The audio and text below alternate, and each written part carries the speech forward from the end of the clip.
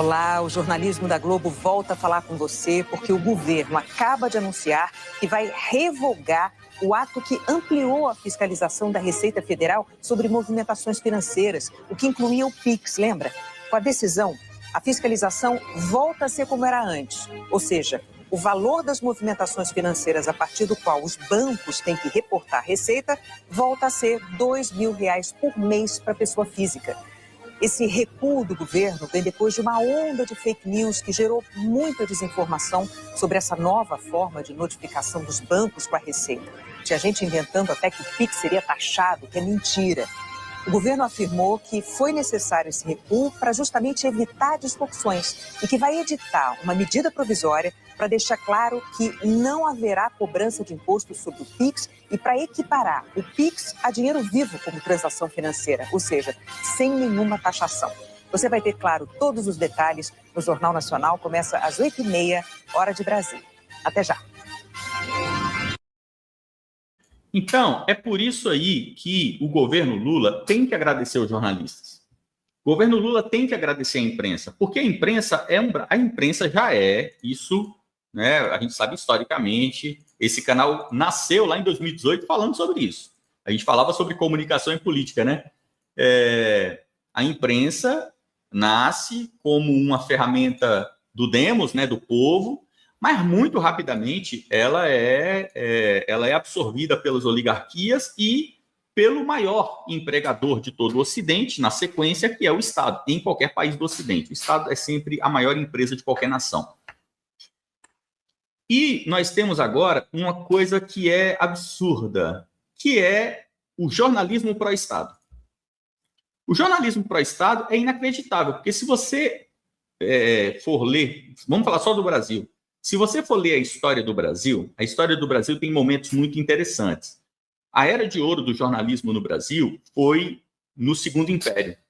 Então, no Segundo Império, o Brasil tinha uma classe jornalística gigantesca. Se você vai ler sobre o Segundo Império, tempo da abolição, né? Então todo o trabalho dos abolicionistas, o Brasil tinha muito jornal.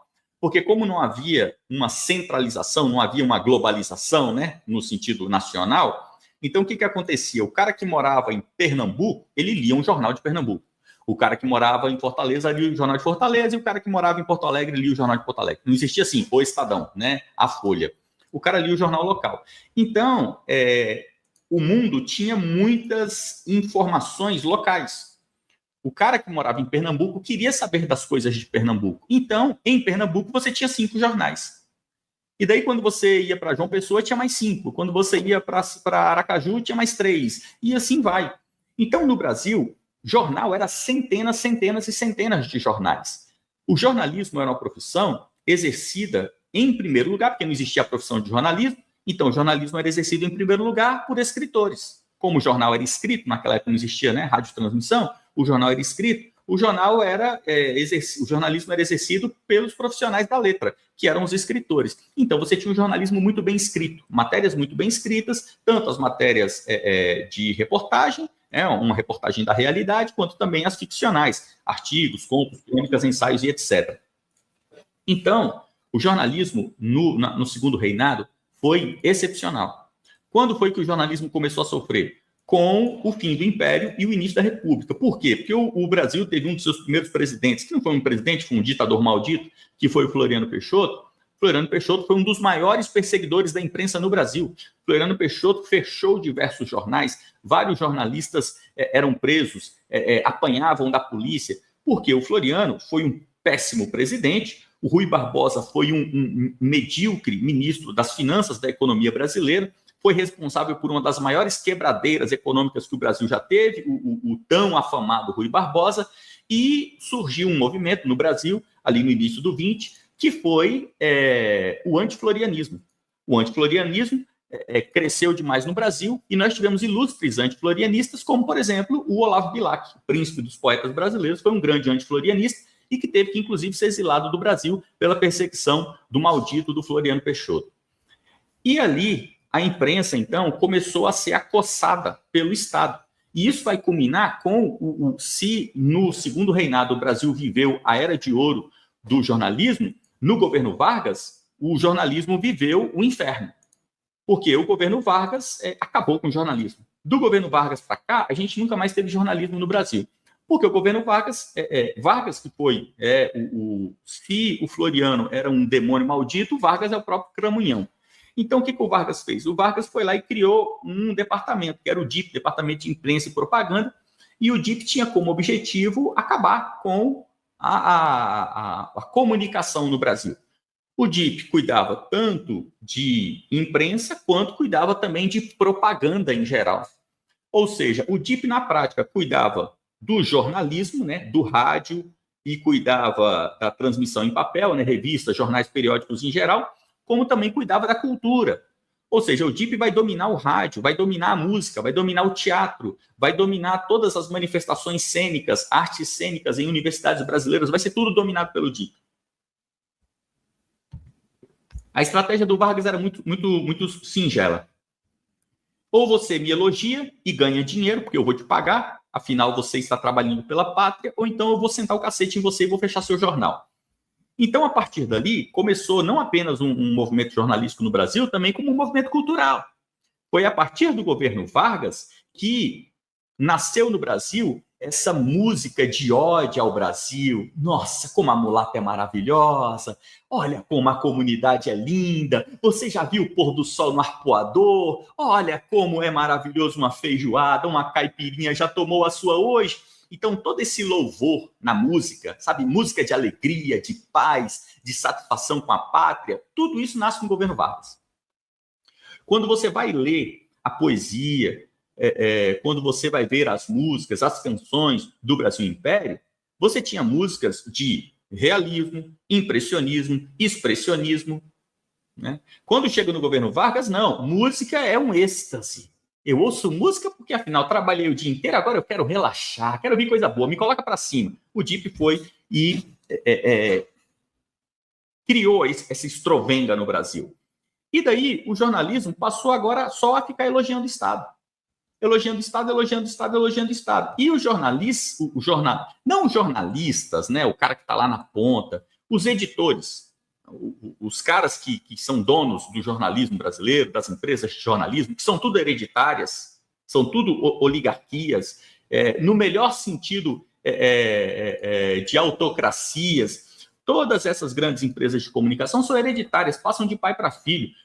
Os donos dos veículos de comunicação de hoje são os mesmos donos dos veículos de comunicação do Estado Novo. São os mesmos donos. O sobrenome é o mesmo. Muda só a geração, porque, infelizmente, né, calha que a pessoa morre e aí tem que passar para o filho. Se ele pudesse ficar eternamente igual o Munhá, ele ficaria dominando o Estadão, a Folha e etc. Então, esses donos de jornal, eles gostaram desse modelo, que é o modelo de trabalhar para o Estado. Portanto, no Brasil, ninguém é pelo povo. Jornalista não é pelo povo, a OAB, CNJ, não é pelo povo. Os políticos, pelo amor de Deus, eles são os nossos inimigos, né? Nicolas, José Guimarães, Gleisi Hoffmann, esses caras são os nossos inimigos. Então, quem é por você? Ninguém é por você não, meu irmão. É você contra o resto. E esses seus inimigos são financiados com seu dinheiro. E fica quieto, porque se você não pagar o deles, eles vêm para cima de você. Experimenta você baixar o salário do Nicolas para você ver o que vai acontecer. Então, os políticos têm que agradecer mesmo. O Estado tem que agradecer ao jornalismo. Olha esse vídeo que a gente passou aí, o vídeo da Rede Globo. Olha o que essa maluca está falando. Ela está falando no vídeo dela, primeiro, que o vídeo dela é uma ferramenta de propaganda. Isso aí é uma ferramenta de propaganda. Quem gosta de ler sobre gnoseologia, sobre semiótica, esse vídeo dela é semiótica pura.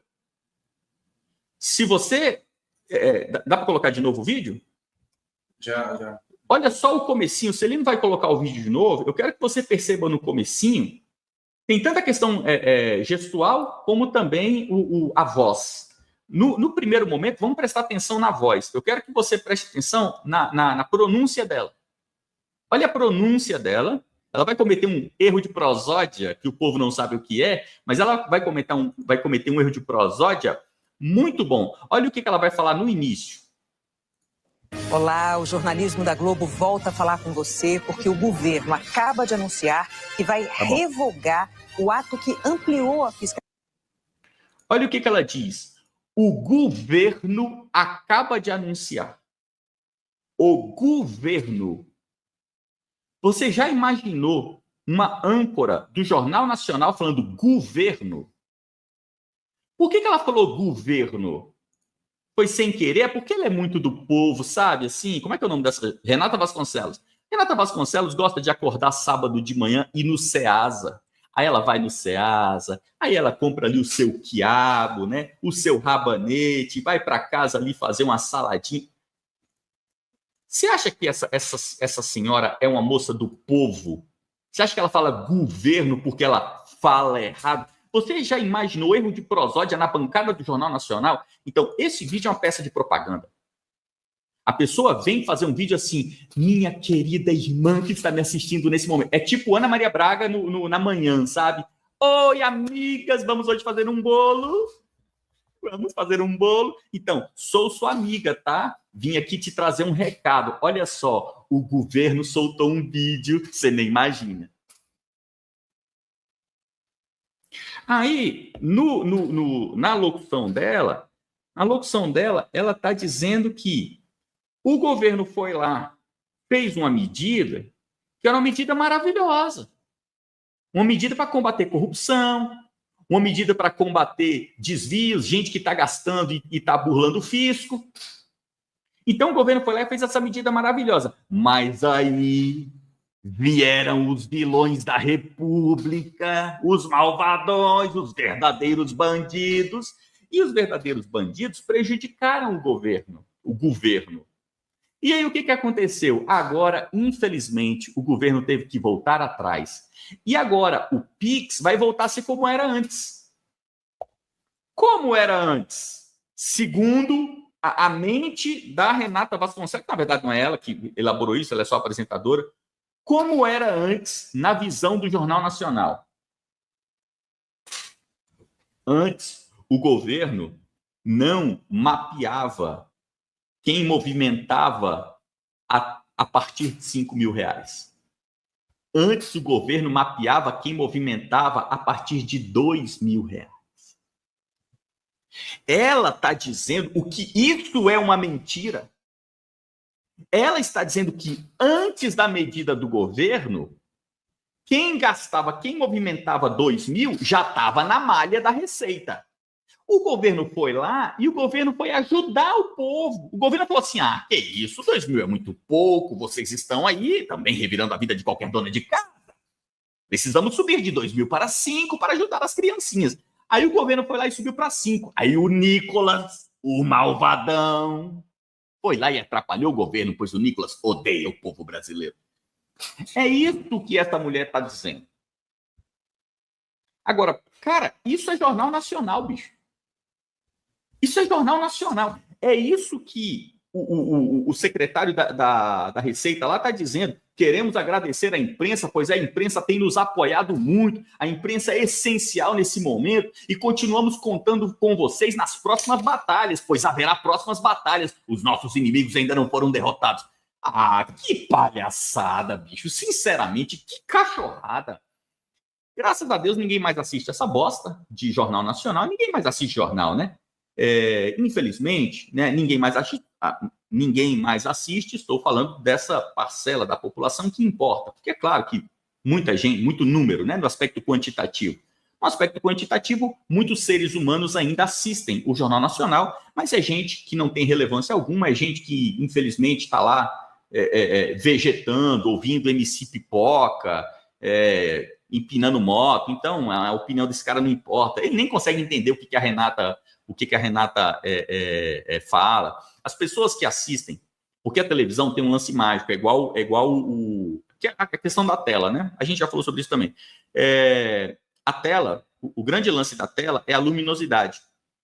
A TV foi o primeiro monstrinho hipnotizador do homem moderno. Foi a televisão. E a televisão hipnotiza pela luz. Então, aquela imagem clássica, né, da luz apagada, eu lembro da minha infância, né? A gente saía na rua, na hora do Jornal Nacional, a gente saía na rua, você olhava assim as casas na rua, você só via aquele brilho azul vindo de dentro da casa. porque todo mundo assistia a TV de luz apagada, apagava as luzes, ficava aquele brilho sendo emitido. A TV fascina pela luz. É como naquela clássica música de Adoniran Barbosa, né? Eu sou a lâmpada e as mulheres são as mariposas que fica dando volta em volta de mim, né? Em cima do prato da lâmpada para se esquentar. As mariposas também rodeiam a luminosidade, ou seja, o cidadão que está lá na frente do jornal, assistindo o Jornal Nacional, ele em nada se difere de um mosquito. É um mosquito.